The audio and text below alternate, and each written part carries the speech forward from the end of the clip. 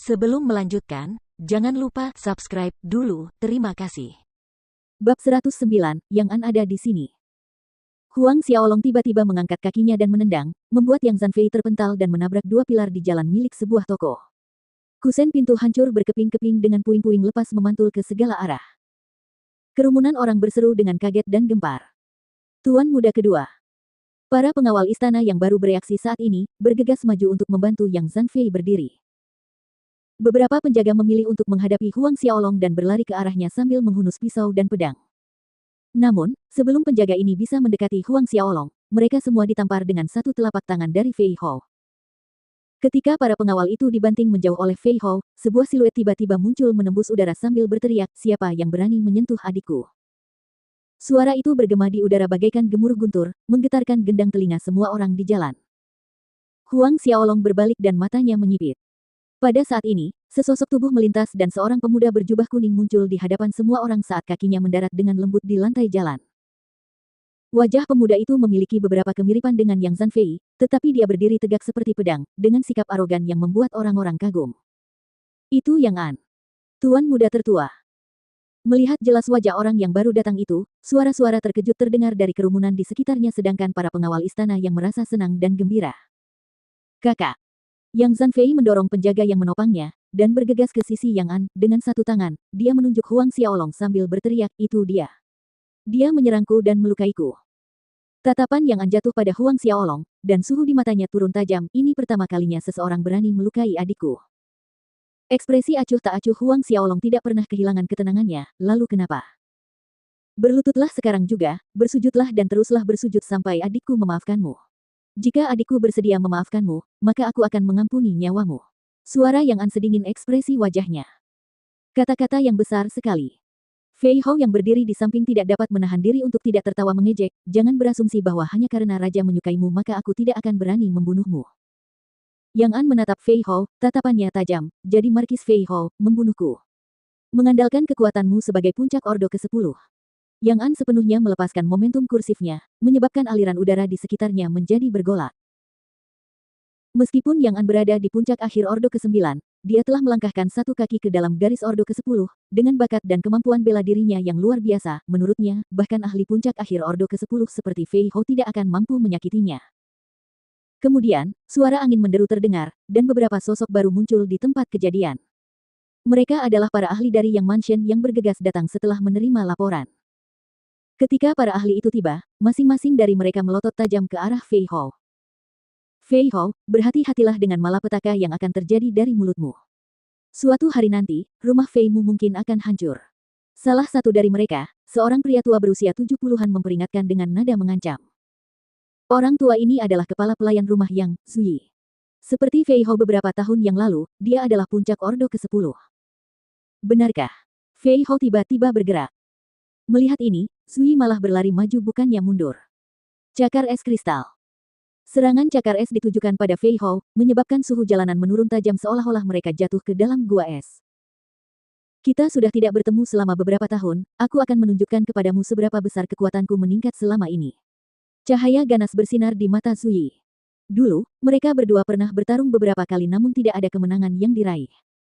Namun sekarang, Zui yakin bahwa dengan kekuatannya saat ini, dia bisa mengalahkan Fei Hou. Namun, ekspresinya tiba-tiba berubah drastis.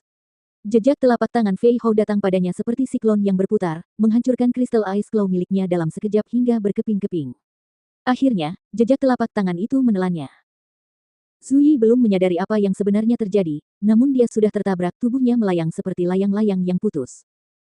Semua yang hadir di sana tercengang. Yang An dan Yang Zanfei memiliki ekspresi yang sama ketika menyaksikan Zui dipukul. Zui, seorang puncak Orde ke-10 akhir ternyata tidak dapat menahan satu gerakan pun dari Fei Hou. Jalanan yang ramai menjadi sunyi senyap. Para penjaga istana yang merasa percaya diri dan arogan dengan kedatangan Yang An dan Zui menjadi bungkam.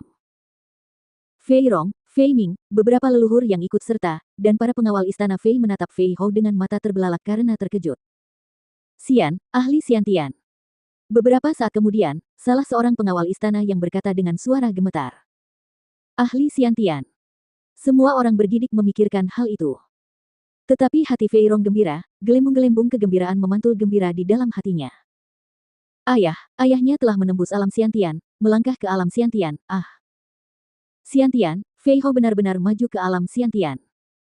Di masa lalu, keluarga Fei dianggap sebagai salah satu keluarga terkemuka di kerajaan Yuai, namun keluarga ini nyaris tak memenuhi syarat dan selalu dijauhi oleh keluarga-keluarga super terkemuka. Alasannya karena tidak ada ahli Xiantian di Fei Mansion. Namun sekarang, segalanya telah berubah. Mulai sekarang, Fei Mansion akan termasuk dalam lingkaran keluarga super. Fei Rong sangat gembira, begitu pula Fei Ming dan para pengawal istana Fei. Mereka terjerumus ke dalam keadaan kegembiraan yang menggetarkan, kegilaan, dan ekstase. Zhu Yi berjuang bangkit dari jalan, ekspresi wajahnya tidak berbeda dengan orang banyak, menatap Fei Hao dengan rasa tidak percaya dan terkejut. Dan bercampur juga rasa iri, cemburu, benci, dan keengganan kuat untuk menerima kenyataan ini. Fei Hao lebih cepat darinya, melangkah ke alam Xiantian satu langkah di depannya. Xiantian minus satu langkah menuju surga, begitu seseorang melangkah ke Xiantian, identitas, posisi, dan segala hal lainnya berubah. Fei Hao menatap Zhu Yi yang merangkak dari tanah dan mencibir, memusnahkan Fei Mansionku. Mengandalkanmu. Raut wajah Zhu Yi berubah menjadi jelek. Fei Hao, meskipun kamu telah berhasil menembus alam Xiantian, janganlah bersikap terlalu sombong. Pada saat ini Yang An berbicara, jangan menganggap dirimu tak terkalahkan di dunia ini hanya karena itu. Di hadapan kakekku, kamu masih bukan apa-apa, sama saja dengan dirimu yang dulu. Kakek Yang An, Yang Dong juga seorang Xiantian. Selain itu, ia adalah Xiantian Orde kedua yang berhasil menembus alam Xiantian 30 tahun yang lalu. Setelah mengatakan ini, Yang An menatap Huang Xiaolong, Pang, hari ini Fei Hao melindungimu, jadi aku akan membiarkannya kali ini, tapi aku ingin melihat apakah Fei Hao dapat melindungimu selamanya di sisimu. Ayo pergi. Menyelesaikan kalimatnya, Yang An ingin pergi, membawa Yang Zanfei dan yang lainnya. Akan tetapi, saat Yang An hendak pergi, sebuah siluet tiba-tiba melintas, dan sebuah tinju dahsyat memotong aliran udara, datang dengan tajam ke arahnya. Jantung Yang An menegang pada saat itu tetapi dia bereaksi cepat, membalas serangan itu dengan tinjunya sendiri. Dua tinju saling beradu, dan dua orang terhuyung ke arah berlawanan. Kau. Ketika Yang An melihat wajah penyerang itu, keterkejutan tampak jelas di wajahnya. Dia tidak percaya penyerang itu adalah Huang Xiaolong. Bukan hanya Yang An, bahkan Zhu Yi, para ahli istana yang lainnya dan kerumunan itu tercengang. Perhatian mereka tertuju pada Huang Xiaolong. Fei Rong dan Fei Ming menerima kejutan mengejutkan lainnya. Dalam tabrakan itu, apakah bagi mereka Xiaolong setara dengan Yang An? Setara, tidak lebih lemah atau lebih kuat. Yang An merupakan jenius mengerikan nomor satu di kerajaan Yuai, yang berhasil mencapai puncak akhir Ordo ke-9 di usianya saat ini, dan dia sudah setengah langkah menuju Ordo ke-10 sedangkan Huang Xiaolong baru berusia 15 atau 16 tahun. Jenius mengerikan nomor satu di kerajaan Yuai. Huang Xiaolong menunjukkan wajah acuh tak acuh, menurutku, hanya begitu-begitu saja. Wajah Yang An berubah merah dan ungu karena marah, dan matanya menyemburkan bara amarah. Tuan muda tertua. Zhu Yi bergerak, melangkah ke samping Yang An untuk mengatakan sesuatu, tetapi didorong dengan kasar oleh Yang An. Berteriak, kalian semua menjauhlah dariku. Siapapun yang berani menghalangiku, aku akan membunuh mereka. Seketika cahaya menyilaukan dan ki pertempuran menyeruak dari tubuhnya, diikuti dengan kemunculan seekor singa raksasa di belakangnya. Semangat bela diri tingkat 12, Dewa Singa Langit yang mengaum.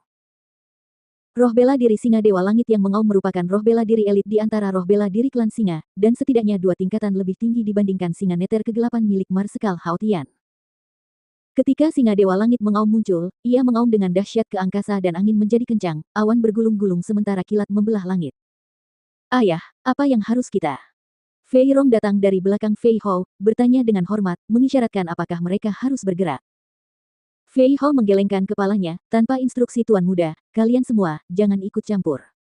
Fei Hao memberi isyarat kepada semua orang untuk mundur setelah dia mengatakan itu.